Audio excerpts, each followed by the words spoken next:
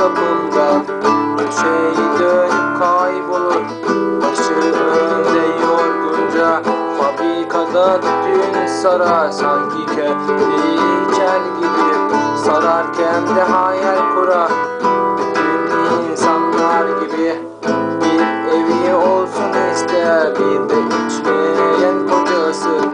Tanrı ne verirse geçinir gider, yeter ki mutlu olsun yuvası. Dışarıda yağmur başlar, yüreğinde derin sızı, gözlerinden yaşlar akar. Anlar fabrika kızı, oysa yatağında bile bir gün olsun uyku girmez, ihtiyar anası gibi.